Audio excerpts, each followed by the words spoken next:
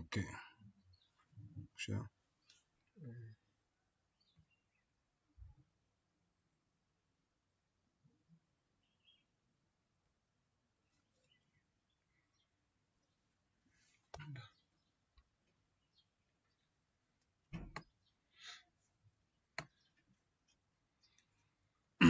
Okay.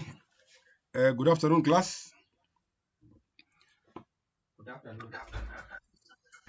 Ye- Yes, thank you. Thank you for joining the class. I can see. Yes, thank you. Thank you for joining the class. I can see that we have participants, which is very encouraging. And so today we want us to learn on how to create a simple table when we are developing a website. And so as you can see, I hope everybody is seeing the PowerPoint slide that I'm sharing. Yes, yes. If you can see the PowerPoint slides, kindly confirm.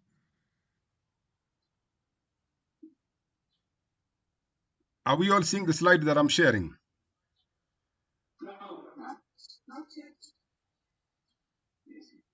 You are. There's some people seeing, eh?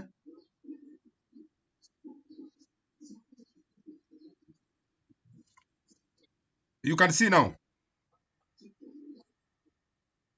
Ah, very good. Very good. Very good.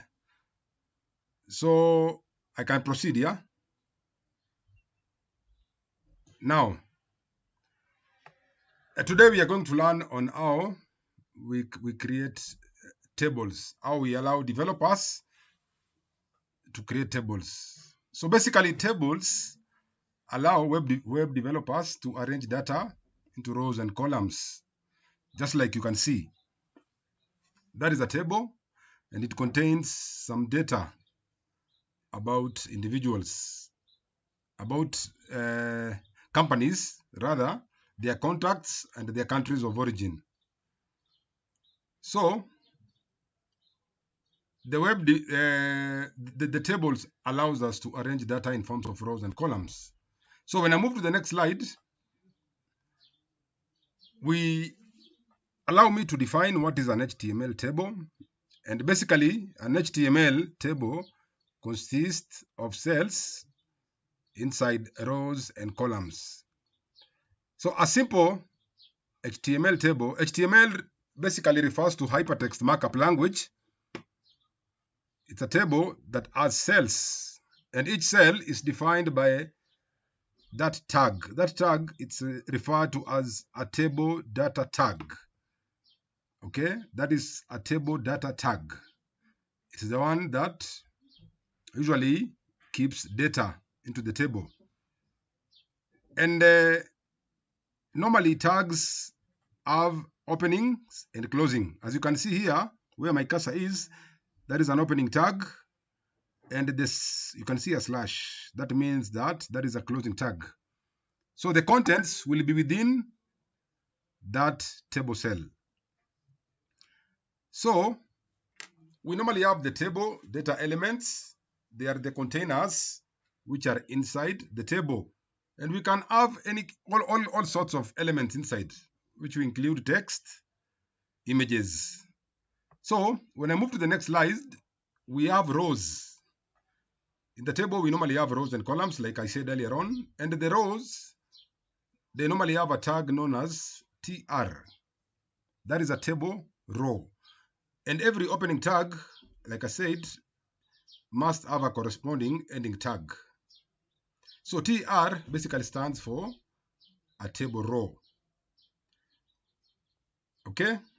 So we have something we refer to as the table headers. Okay? The table headers, they normally appear up in the table. Okay? And so they are by default, they are normally in bold and centered. Like for our case here, if I can move to the first slide, the table headers are the companies, the contact, and the country. And inside here, like this Alfred, this is the table data. Okay, now let's look at some of these tags, the table tags, the way they look.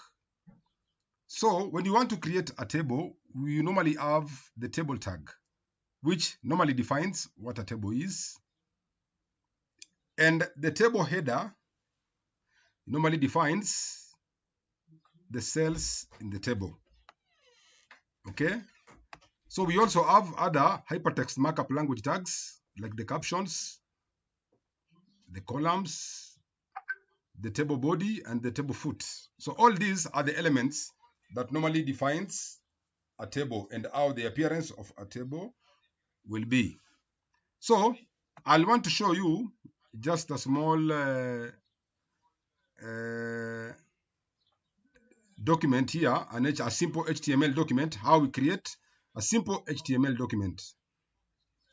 So earlier on, I had talked about table headers and table rows. And so this is a simple program called HTML table, how you create an HTML table. And we are going to see the corresponding output of how it will look into a web browser. So this is the code. You can see here the company. You can see here the contact. Here we have the country. So the table headers are the ones that I showed you earlier on. They'll appear like this. Okay. So when we go down, we move down, we'll see the program still going on. So now this will be the table data here. As you can see, we have Horizon ICT services. We have the table data called Dr. Kefa Bosire. Another one, we have a table data, Nairobi, Kenya. Then you close the table row. So that is one row. Okay. And after you complete that row, you close it. Okay. So, let me just a minute. Just a minute. So, you can see here, this is the table data, and these are the table datas. You close with the table rows. Then you start another table row, which will contain this data here. And all HTML tags, you have to close the table that you started with. Like now you can see here, this is the table tag. We have closed it. Sorry, I went to the output. Okay. So we've closed this table and we've closed the body of the hypertext markup language, and we've also closed the HTML. So once you do that, you save it. You save it in a text editor, and that text editor can be Notepad. Then when you save it as an HTML, and this is the output. You can see the output, the way it looks. Okay, basically this is normally a raw output without these borders. There is something that we've done for it to have these borders. In the next class, we are going to discuss about it. But I'll need one of you at least to ask a question on how we are going to do what we are going to do so that we have these borders. So basically this will be the output of the HTML page, and you can see this is how it will look. It will appear in a browser. Okay, maybe I can show you the text editor. I don't know whether you are seeing that. No, you can't see that because I've not shared. But I don't want to waste much time. The most important thing is that this code will have this output. So do you have any question so far? Yes, please go ahead. Yes, good afternoon. Yes. Good, good. So we add borders through an HTML, but it's normally called a cascading style sheet element. So this cascading style sheet, let me show you. Let me show you as the border property. As you can see, we have an example here, and the example below will specify a black border. This black border here. So remember, we had the HTML tags, the table header tags, and the table data elements.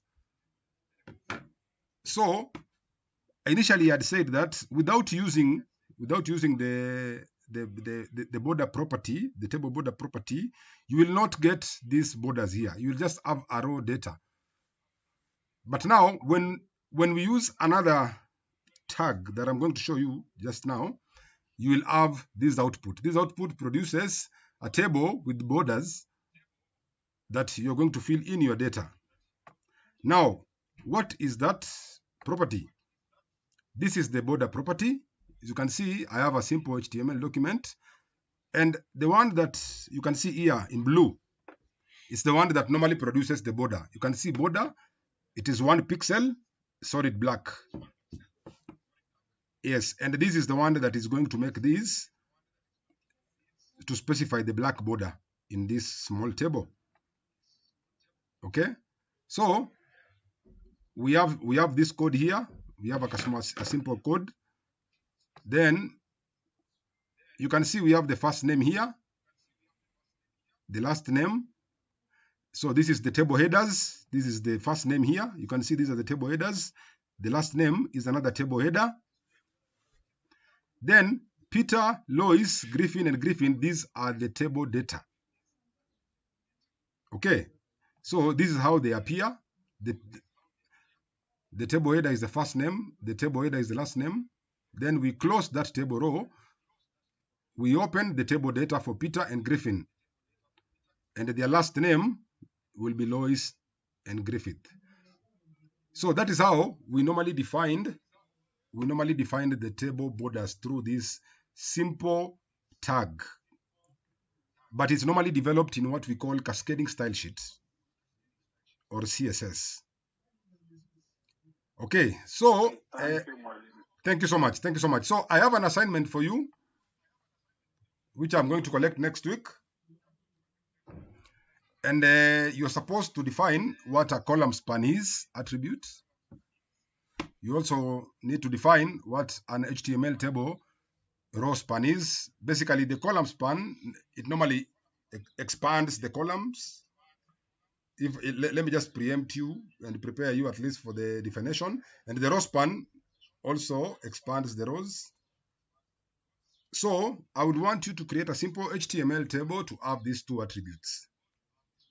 And so it's going to be collected next week. So thank you for your participation. And I want to wish you all the best in your endeavors. Thank you so much, class. Thank you, Malik. Okay.